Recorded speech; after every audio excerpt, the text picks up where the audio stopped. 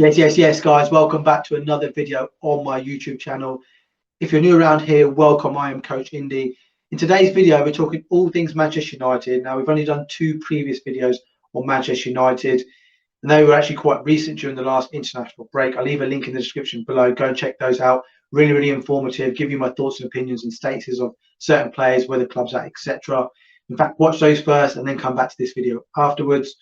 In today's video, we're going to look at the summer transfer window now. Okay, I've sort of decided on 5 players I think Manchester United should go target, and certain positions in particular that Manchester United should target for this window. Most of them are quite realistic. No, we're not going all out and saying, right, we're going to buy Mbappe or anything like that, or Neymar or Messi, etc. They are semi-realistic and got some justification behind it. I'm just going to talk for all them sort of players. I know Manchester United fans or people who are watching this will say, hang on a minute, only 5 players. Granted, Manchester United could quite easily make 10, even 15 transfers in this window because the squad just needs reassembling, and it's probably going to get decimated during this window as well. So I'm just going to give you 5 for now because it's unrealistic to go for 10 to 15 new transfers in all in one video. Okay, so this is my top 5 priority I think Manchester United should go for.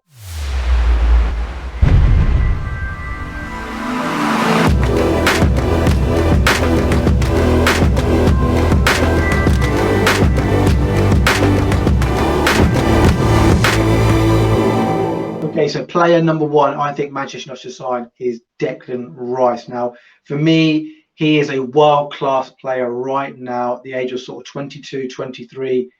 Really, really good age, had good experience in the Premier League, good international experience as well. For me, he's been my favourite player for the last 3 seasons. I just recognised straight away when he first came onto the scene, and some of the interviews he did, he was just an infectious and positive character and a leader as well. So the type of player he is, he's quite combative, quite energetic, and he covers the ground really, really well. I think they're good, key, important attributes for centre midfielders, especially in the Premier League, especially in the modern Premier League, if you like. He's quite aggressive and physical as well, which I think for centre midfielders, really, really important. In terms of intercepting, he is second in the Premier League across all midfielders this season. Blocking is something maybe it's more associated with defenders, but he is ranked 33rd in the Premier League, but he's first across all midfielders, which is a really good quality to have. Again, when there is maybe situations in games where maybe the team is a little bit disorganised and you've got midfield runners help to sort of help out maybe the fullbacks, and you're blocking the ball, so it's a good quality to have. It just stops the ball and, you know, getting towards the goalkeeper and them to have to make a decision. So he's versatile as well. So what I mean by that is he normally plays sort of as a double pivot, if you like, for England and for West Ham, but I think he can play as a single. We can also play as 2 8s, so maybe 3 in midfield and plays 2 8, so he's sort of pressing, if you like. And also I think he can play part of a back 2 or a back 3 as well if push comes to shove, if it comes to injuries and that kind of thing. He's a leader. Touched on it earlier on as well, guys. He is the West Ham leader, West Ham captain at the moment when Noble's not playing. He has been for the last couple of seasons, and West Ham's performances and results, if you like, have massively increased on the back of that. On top of that, I do believe he's going to be England captain one day. Whether that's going to be in the next 2-4 years, I'm not sure. Harry Kane's obviously the captain at the moment for England. And something that's a bit underrated is actually his passing ability. Now, he has got a good range of passing, whether it be mid-range, short range. He can break lines. He can make some long-distance passes as well. And actually, he's good on both sides as well, which is an underrated quality to have. Across all midfielders in the Premier League, he's ranked number 3 in the Premier League, which is fantastic in terms of quantity of passes. So if you think about the likes of, you know, Chelsea, they've got fantastic passes in their team and like to retain the ball quite well. Man City, likewise, Liverpool, Spurs, Manchester United to a certain extent. There's a lot of good teams in there, but he's 3rd, only behind Rodri and Højbjerg. So for me, he is an absolute priority for Manchester United. Go and sign him, be the number 1 transfer, make a statement. If it costs 100 million, it costs 100 million pounds. I'm going to move on to number 2 next. Okay, for me, we actually need a second midfielder as well. Okay, someone that's actually going to partner Declan Rice, someone that's going to offer really good balance, but also has different qualities as well. So I've got one maybe unrealistic transfer in here, and one that's probably really realistic, and one that might not happen for another year or 2 yet as well. Okay, so for me, number 1 would be Verratti. I think that would be a really, really good combination with Declan Rice. It allows Declan Rice to sort of dominate in terms of the physical side of the game. I don't mean being aggressive in terms of making loads of tackles and stuff, but I mean, you know, covering the ground, getting up and down, help with sort of pressing, etc. But having someone like Verratti, who's got really good passing ability, he understands the tempo of the game, he understands what the game requires in terms of increasing the tempo, decreasing the tempo, that kind of thing as well. Something that's underrated about him as well is his dribbling ability. He can get out of tight spaces and make a quick 1-2 with someone as well. So that's vitally important as well, and a good sort of quality to have in terms of if you can't break a line with a pass, maybe you can do it with a dribble instead. And then in midfield, his awareness is frightening as well, one of the best in world football for me. Jude Bellingham, now it's unlikely he's going to leave Dortmund, mainly because I don't think Dortmund want to sell him this summer. It'll probably be maybe next summer or the following summer after that. But he's a box-to-box player. Now he could again complement Declan Rice, so one of them could maybe. I wouldn't say sit, because I don't think there's necessarily Declan Rice or Jude Bellingham's qualities, but if one really decides to go and attack, the other one can just sort of nurture and position themselves ready for maybe on a transition, for example. He's versatile as well. He can play as part of a 2 midfield, as a 3 midfield. I think also he probably could play slightly on the left-hand side, similar to what maybe Pogba's done for Manchester United in the past. He's energetic, he's powerful, and his passing ability is good as well, and he can chip in with some goals. So some good qualities. I don't necessarily think it's going to happen for a couple of years, and it needs to be good progress for Manchester United going forward. But he would complement Declan Rice really well, I think. Not as well as Verratti, but I think it'd be a good complement. And then, sorry, not Declan Rice. Sorry, John McGinn. John McGinn's another one for me. He's actually a quite underrated midfielder. Obviously, he's got a good size frame. He's short and stocky, but he's brave and powerful in his movements. He's left-footed as well, guys. So that's something that he helps sort of create passing angles that maybe a right-footed player can't make. And he's versatile in terms of he can play across anywhere in the midfield. In terms of if you're playing 3 midfield or 2 midfield, you can play the left side of the diamond, you can play right side of the diamond, bottom of the base as well. You can play as a double pivot. I think he can do a number of jobs in there, to be honest with you. Touch on his aggressiveness and his physicality. He's quite combative as well, and also he's got the Premier League and international experience as well. So I think he would be. I think it would be a player that if Manchester United did sign, the fans would be like, "Oh, really?" But actually, I think he'll win the fans over. Moving on to the third transfer. Okay, interesting one next. So we're going to talk about centre halves. Okay, now I don't think Harry Maguire should be getting as much stick as he is getting at the moment. Granted, he isn't in the best form. Maybe he's carrying an injury. There was reports recently he's got a bit of a knee injury. He can obviously miss the game tonight against Chelsea. But for me, there is improvement in terms of the profile of player Manchester United need to sign in terms of being the modern centre back, if you like. So for me, these two are young and hungry centre halves. Actually, put down a lot of the qualities are exactly the same for me. So they're versatile. What I mean by that is both of them can play as a back 2 and a back 3. So you've got Wesley Fofana, guys, sorry, and Nguy from Crystal Palace. Now, Fofana can play back 3, back 2. I think he can play in holding midfield and probably right back if push comes to shove. With Guy, he can play as a back 2, but back 3 and a left back, in my opinion, as well. So that's the versatility. The obvious quality they have is they're quick. They can recover back really, really quickly. The types of teams they play for already as well. They play sort of a very technical, playing out from the back type of game, and that's kind of what I like a lot of my players to have personally. And I think it's just a modern centre back quality to have. Both of them are composed. I've watched a lot of them this season, or especially Guy, not so much for Fofana this season, but last season I definitely did. And they're very, very composed. I'd probably say Guy's got a bit more composure actually than Fofana. They're athletic. Now, that's a good quality to have maybe on the defensive side of the game. If there's a transition happening, their recovery speed and their athleticism can get them back into sort of defensive positions where it allows your teammates to get back into recover and get into shape, etc. I think a good quality to have for a centre back is anticipation. If you can anticipate things before it happens, quite similar to centre midfielders as well. If you can sort of anticipate maybe a threaded pass, you go nick things and stuff as well. So that's an important quality to have. And then the 1v1 defender, really, really crucial for a modern day defender. I think a lot of the top teams, go back to Manchester United back, when Rio Ferdinand and Vidic and down them types of players were playing. It was often Manchester United used to play right 2v2 or we'll defend, no problem. And ultimately, Manchester United centre halves will be better than the opposition strikers more often than not. I think that's a really, really important quality to have. Can you defend 1v1, maybe in a foot race, maybe in an aerial duel? I think these qualities are massively important. We're going to move on to number 4 next. Okay, so number 4 next is a striker. Now, we know Cavani's leaving, so that obviously opens up a position. Ronaldo's 37, going to be 38. We don't know what's happening. Greenwood, Rashford is in form, out of form, sorry, at the moment. So 3 possible signings I think Manchester United could make. One of them is really unrealistic, and that is Haaland. The likelihood he's going to go to Manchester City, so across Manchester. The type of player he is, though, he's a physical player, got lots of pace. He's aggressive in his type of running. He's scored ample goals already at a young age. He's aggressive in the way he plays as well. He's not just a case of if there's a centre half sort of getting close to him, he wants to just bounce it quickly so he doesn't get any contact on him. No, he invites the contact. He likes the contact. He's 2 foot as well. I think he prefers his left foot a bit more, but he can shoot with both feet, can play with both feet. I touched on his age earlier on. He's like 22, 23. He's got 10 years in front of him at a real top level. But I do think this one's unrealistic. But he would be my number 1 choice if push comes to shove. What the top striker I would want Manchester United to sign. Harry Kane is probably the next one. It probably cost an arm and a leg to sign him, probably north of £100 million. He's Premier League proven. That's the main thing for me. And obviously, he scored loads and loads of goals. He scored probably 20 plus goals for club and country over the last 5, 6, 7 seasons for Spurs and England. So that straight away, if you're going to get that type of player come in, that's fantastic. And obviously lessens the burden in terms of other players as well.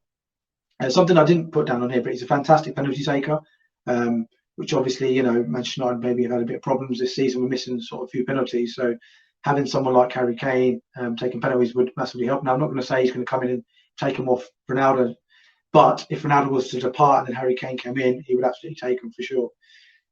He can use 2 feet comfortably. He can strike the ball really well. He's a clean striker with the ball. Someone like maybe Raheem Sterling or Ollie Watkins, they're not clean strikers of the ball. But Harry Kane's absolutely that. His passing ability has come to fruition over the last few years in particular. You see the combination of him and Son, but not just those assists in terms of goals, but even short passes and breaking lines with passes as well. Yeah, he's got that in his locker. And then another quality to have is his heading ability. Now, I'm not saying he's good as Ronaldo or necessarily Cavani, but it's a good quality to have, right? And the last one, which is the one I kind of said Manchester United should sign last summer before he went to Roma, was Tammy Abraham. For me, he's got a lot of qualities I would like from a modern day striker. In terms of pace, he's got a good frame to him. He's physical enough. I wouldn't say he's as physical as maybe Haaland or Kane, but he's physical enough.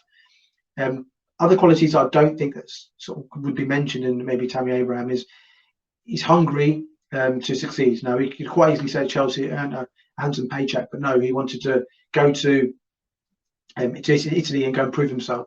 So that says to me that he believes in himself, but he's got the hunger to succeed. As well. And he's probably number 2 in terms of English strikers at the moment. And he's got good personality. That's another thing as well. A few interviews that I've seen and bits and pieces that I've seen from him, I'm away from the pitch. He's got good personality. He's a Bobby League type character as well.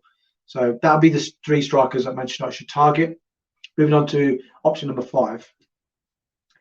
Now, for me, Manchester United should go and sign a right back. Okay, so I'm not saying the left back situation is absolutely fine because it's not, but I do think out of the 4/5 fullbacks we've got, so Dalot, Wan-Bissaka, Shaw, Telles, and Brandon Williams, Luke Shaw is the strongest of the 5. And I'm not saying he's necessarily good enough, but 2 on the right side aren't good enough for a modern day fullback. So for me, Manchester United need to go and prioritise that side of the game. Now, done a bit of research into the right back situation. First of all, the 5 names, you've got Reece James, Hakimi, Lamptey, Ricardo Pereira, and Livramento. Okay, so 5 players I really rate. I think they're good players. Some of them have just emerged over the last sort of 1 or 2 years, so less proven, but other players have done really well over a number of years. Okay, so for me, in that order, that's who I'd go for. So Reece James would be my first choice.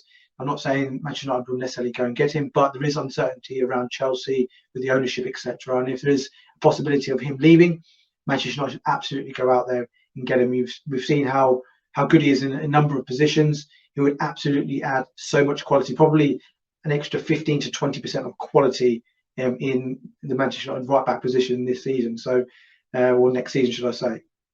But I do think it's unlikely that he leaves. He's a Chelsea lad. He's lived in Chelsea. He loves Chelsea. He's come through the system.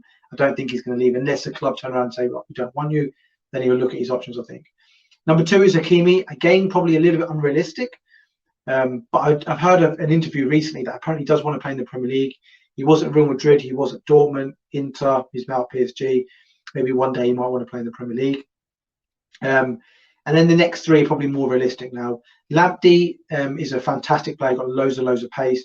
Pereira, good quality, good experience, and Livramento sort of emerged this season. Okay, so what I've decided to do, I've sort of thought about 7 different attributes where I think the modern day fullback needs to have in their game, especially at the top, the elite level. Okay, and that is pace, crossing, 1v1 defending, how much width they offer, running power, support play, and robustness. Okay, I basically just rank them 1 to 5. The lower the number basically means the higher I think they are in that category. So for me, we go with pace to start off with. Lamptey's for me is the quickest out of the 5. He is electric. Reece James number 2, Hakimi 3, Pereira, so Livramento 4, and then Pereira 5. Now Pereira would probably be a little bit higher than that, but since he's had his injury sort of last 18 months or so, I think he's lost a yard of pace, if I'm totally honest. But he could have been a little bit higher, but I'm rating it on the here and now, if you like. Crossing, Reece James for sure is 1,000,000% the best crosser out of these 5. Coming in number 2 is Hakimi. 3, Livramento, showing good quality as a Southampton this season. Pereira 4, and then Lamptey for sure is number 5. He needs to work on that a lot. I'm not saying he can't cross the ball, but a lot of the crosses are aimless and aren't accurate enough. They need to be a lot more quality in the Premier League. 1v1 defending, Reece James again for me is number 1. Lamptey 2, Hakimi 3, Pereira 4, Livramento 5. Width, I've just given them all as number 1 because I feel like regardless of the team they play for or the nation they play for, they do offer really good width. Now there is obviously a few tweaks in there. For example, if Reece James plays as a centre back, then so you're not offering too much width there. But if he's playing as a right back or a right wing back, for sure, same as Lamptey, if he plays right wing back as well, he's going to be offering lots of width. So I've just given them all as a 1 because I do think they're not like a Carl Walker or a Cancelo that like to play narrow. So I'm giving them all as a number 1. Running power, James and Hakimi for me are number 1, and then the rest are number 2, Lamptey, Livramento, and Pereira. Now, reason why I've given Lamptey and Livramento and Pereira number 2 is because Livramento's not really shown a full season yet in the Premier League, so I can't give him like a number 1, for example. Lamptey's been injured, so I can't give him a number 1 either, and then Pereira's been injured as well. So I'll just give in Reece James for his explosiveness and the aggressiveness and the physical features he's got, and then Hakimi as well, the amount of games he's played for various clubs over the last 3-4 seasons. So 1 and 2 for all those players there. Support play, again, 1 and 2. So James and Hakimi get number 1 for me, mainly because of the club they play for. The more attacking team you are, the better club you are, the more attacks you're going to have. So that's supporting your wide player, your number 10, for example. And then again, everyone else is number 2, because I do think the other three, Lamptey, Livramento, and Pereira, they do offer good support, and they can combine as well. So I just feel like the quality they get with the quality of club they play for isn't as high as the other 2. And then robustness. Now, for me, the modern day fullback needs to be able to be so athletic, so powerful, so aggressive, and play multiple games at high intensity, making multiple sprints per game, and be able to do that for a whole season. So I've ranked this as Hakimi number 1, James 2, Pereira 3, Livramento 4, and Lamptey 5. Now, reason why Hakimi's number 1 is because over the last 4 seasons he's played, I think, 170 odd games. He's played at big clubs as well. So he's playing a lot of games per season. I think that might 150 odd games, sorry, should I say.